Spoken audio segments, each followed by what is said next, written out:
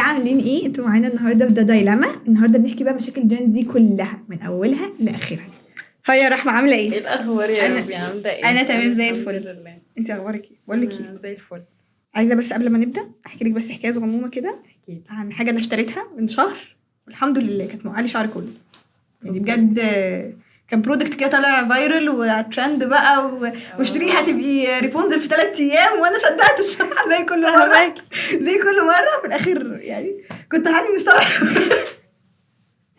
كنت هيبقى حاجه صعبه قوي فهماكي قوي بجد. الموضوع يعني كان هيبقى صعب قوي. والله. وانا يا بنتي الستانلي كوب دي كل يعني انا عادي انا بحطها، بس هي كل شويه بتقع على السجاده. اوكي، اقسم بالله سجاده بيتنا لو ماما عرفت الموضوع ده يعني بصي فالموضوع كبير قوي. حاسه ان احنا بيضحك علينا قوي. يعني حاسه ان اي حاجه بتطلع ترند كده بنبقى فاهمه اللي هو ليه ما نجيبهاش، مع انها ممكن ما تكونش مناسبه لينا، يعني فاهمه. وعملت كتير ما بنبقاش عايزينهم. وكمان بحس ان البلوجرز بيبقى ليهم دور قوي قوي في الموضوع، ان هم بيقعدوا يقولوا اشتري حاجه الفلانيه اشتري، واحنا طول الوقت بنقعد ننجرف ورا الموضوع ده ونشتري نشتري نشتري نشتري حاجات احنا مش عايزينها، ونشتري في حاجات ممكن ما تبقاش عاجبانا اصلا. يعني انا كذا مره حاجات اول ما اشوفها طالعه ترند اقول ايه القرف ده. مين حمار. انا تاني يوم انا تاني يوم انا بعمل مين ممكن يشتري بتاعتي، بس بعرف بعد كده مين ممكن يشتري بتاعتي. ساعات بحسها بيبقى اكتر تأثير البروجرز، يعني لما بيبقوا ان هما انت بتحبي حد فبتحبي تجربي اللي هو بيقول عليه ده فعلا هيبقى حلو ولا لا. بالظبط. الكامبينز بجد بتاعت البراندز تحسي ان هم بيعملوا او بيختاروا الناس بينتقوهم عشان يوصلوا رسالة، وكل الناس اللي بينتقوها بيبقوا شبه بعض، بيبقوا كوميونيتي واحد، بحيث ان هم عايزين يوصلوا لناس معينين مثلا البرودكت ده. فبحس ان الكامبين نفسها بتبقى ايه ده، اللي هو خلاص انا شفت البرودكت ده كتير لدرجة ان انا خلاص هشتريه دلوقتي حالا. بصي، هو فكرة شفت البرودكت كتير ومش بس كده، اوقات كتير كمان بيبقى الموضوع اكبر من كده. يعني اوقات ممكن تبقى الحاجة مش عاجباكي وانتي من جواكي وانتي بتشتريها مش مقتنعة، وانتي حاسة بعدم اقتناع. بس احيانا كده بحس ان هي الفومو بيلعب دور كده، اللي هو fear of missing. لو بتخافي تضيعي الترند، بتضيعي الحاجة. لا طب وانا لو مش هشتريها دلوقتي هشتريها امتى؟ لا ممكن تغلى، فاهمة؟ الاوفر ممكن يروح. وممكن تغلى، ممكن اوفر يروح، ممكن تبقى حاجة حلوة بجد، فلو اكتشفوا أهميتها وجودتها الدنيا تروح مني جامد. وبعد كده طب ما أنا لو مشتريتش البنطلون الفلاني دلوقتي مش هيبقى كمان 2-3 مش هيبقى في الموضة بتاعته. طب ما أنا لو مشتريتش الجزمة الفلانية دلوقتي كمان 2-3 مش هتبقى في الموضة بتاعتها. بالظبط. فبقعد أفكر في الحاجات دي طول الوقت، فبلاقي نفسي بشتري حاجات كتيرة قوي عشان أنا خايفة إن أنا ما يبقاش عندي الحاجة الفلانية دي. زي مثلا في رمضان، يعني مثلا في رمضان كفتان بيملى الدنيا اقسم بالله. لا بأسعار وجايبه السنه اللي فاتت هجيب كمان واحد السنه دي. لا، وبأسعار عالية قوي عن انه في الاول وفي الاخر هو شبه الكارديجان. يعني هو مش حاجة، هو مش اختراع، بس يجي في رمضان بقى كلنا رايحين نشتري. شايفين ان احنا تحت رمضان من غير بقينا احنا كنا عادي ما نلبسوش، يعني ما فيش اي مشكلة. الموضوع مش هيعمل اي مش ازمه. هصلي التراويح النبي. مش هصلي، مش خارجه انا بقى رمضان ده يتفخر من الكفتان بتاعي. لا الموضوع بيبقى بجد احيانا بعد ما السيزون يخلص تيجي تبصي له كده في الدولاب وهو حرفيا ممكن ما يبقاش لابس غير 3-4 مرات. تشوز مي. هي تقعدي تبصي له كده في الدولاب، لا انت مين جابك هنا؟ انت بتعمل ايه وليه انا دفعت كل الفلوس دي فيك؟ انت مين بجد؟ بتقعدي تبصي للحاجات حواليكي. يعني انا عندي كم مجات غير طبيعي، وكل مره بشوف منتج جديد، هو ده اللي لازم اقتنيه ويبقى عندي. يا الا بقى طب ما انا ممكن اسيبه، هرجع ممكن ما الاقيهوش، ممكن يبقى ماليش اللون ده تاني، ماليش الشكل ده تاني، فاقعد افكر في الموضوع. فلاقي نفسي اشتريته، بس بعد ما اشتري بقى بحبه بشويه وقت اجي ابص لحاجه كده انا ايه اللي خلاني ادفع في الفلوس يعني. وخصوصا الوضع ده بيحصل لما مبيبقاش فيه فلوس بقى. نبدا نبص بقى حاجات اللي اشتريناها اللي مالهاش لازمه بقى. انا اشتريتكم امتى؟ انا دلوقتي عايزه فلوس بقى، انا جبتك ليه انت ليه؟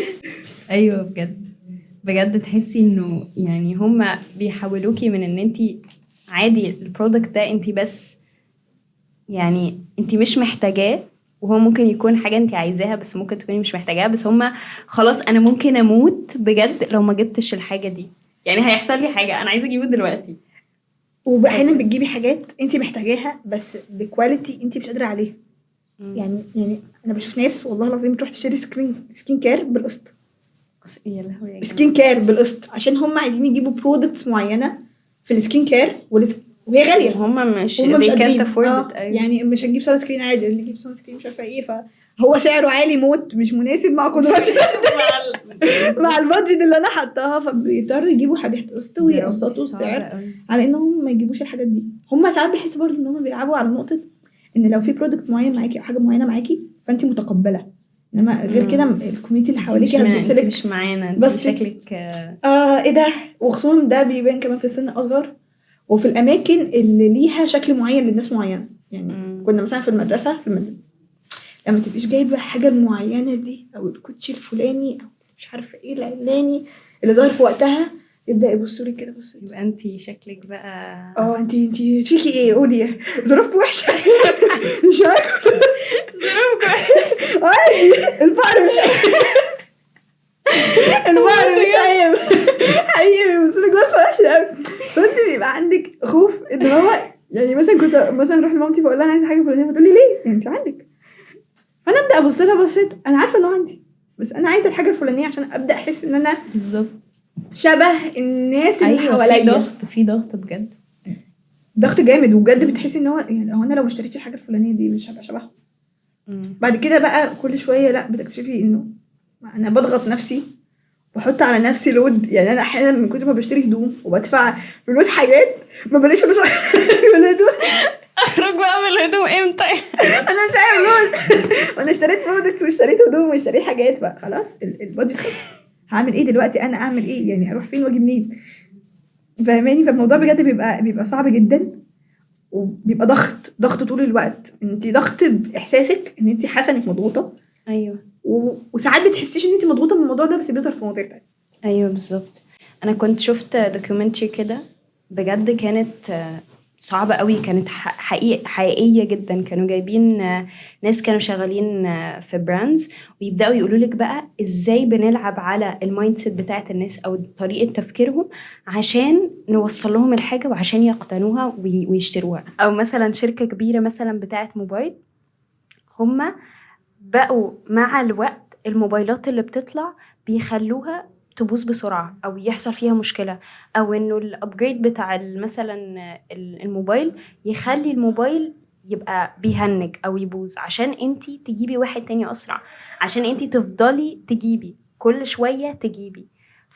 فالموضوع فعلا كبير قوي. هم بس مش عايزينك تجيبيه وخلاص أو تشتري البرودكت وخلاص، لا هم عايزينك تشتريه ويبوظ وتجيبيه تاني.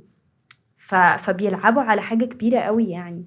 وكمان بحس الموضوع ده مش بس مع يعني بحسه في جين زي اكتر، عشان جين زي يعني تشبع من السوشيال ميديا قوي بالظبط، فبقت طريقه لدخول مخه بمنتهى السهوله. ايوه يعني بمنتهى البساطه اللي هو البرودكت نزل في ساعات يبقى سولد اوت، خلاص الموضوع خلص.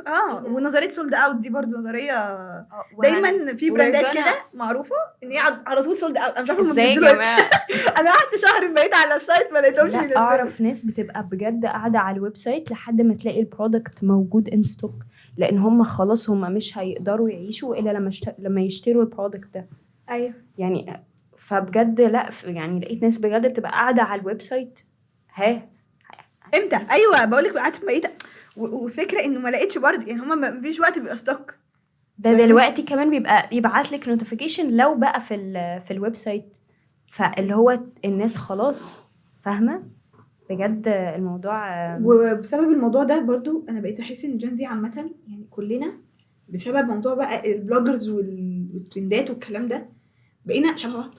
انا بقيت احس ان احنا اللي هو انا لو في حد ماشي في الشارع من جيلنا بجد، انا كان حد في الجيل الاكبر مننا بيقول لنا الكلام ده روحي مول يا ست طب روحي مول بقى بجد انا في حد مره كان في الجيل الاكبر مننا بيقول لي الموضوع ده، بيقول لي على فكره انتوا الجيل بتاعكم كله شبه بعض. فانا اول اوحت قلت لا، لما جيت ركزت مع الكلام اللي هو بيقوله احنا يعني لمه الشعر واحده، الاكسسوارز واحده، الهدوم واحده، الميك اب واحد، احنا بنحط نفس الميك اب، بنلبس نفس اللبس، بنعمل نفس تسريحه الشعر، التوكه الورده مثلا، التوتي باج، فاهمه اللي هو احنا بنحس ان احنا ايه عاملين كوبي بيست مفيش ب3 جنيه احساس ان هو ان انا نفسي يعني فين أنا- الهوية؟ انا فين الهويه وانا فين من يعني انا ايه ينفعني وايه ما ينفعنيش. لا بالظبط. مفيش ايه ينفعني، هو لازم اشتري، انا لازم اشتري ولازم يبقى عندي كتير، وما ينفعش يبقى عندي بودي سبلاش واحد مثلا، لا لازم يبقوا رصين. ايوه عشان يبقى شكلهم كمان حلو، فاهمة؟ لو اه واحد بس لا ايه لا. ده، انت هيبقى عندك بودي سبلاش واحد، ده عندك قلم ده يعني ايه ده حاجه مثلا زي قلم الكحل، ايه لازم ان انا يبقى عندي 2 3؟ حقيقي هو واحد كفايه؟ لا ما ينفعش بقى كل مره بنبهر وانا في يا لا الله، لو اجيب اللون ده مش هينقصني حاجه في الدنيا هديها اسبوع بجيب نفس حياتي اللون، هتتغير. لو جبت اللون ده مش هينقصني كل اسبوع بجيب فاهمة؟ نفس الحاجه.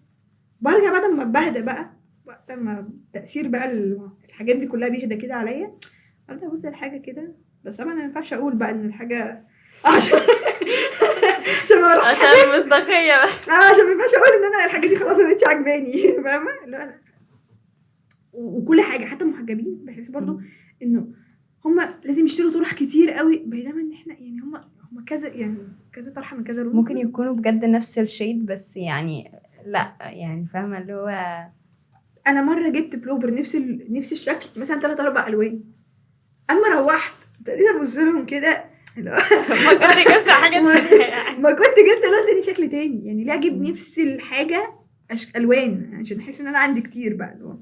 بالظبط. انا ونظرية عايزة كتير، انا عايزة كتير بجد.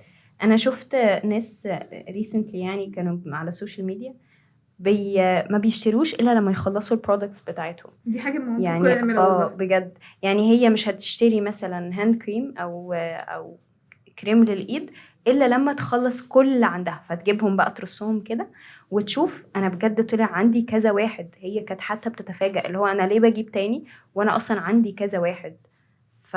فبجد هي الفكرة ان احنا بقى المايند سيت بتاعتنا ودماغنا ان احنا عايزين كتير. انا عايزة اجيب كتير. احنا عايزين نجيب كتير I درجه can't get enough.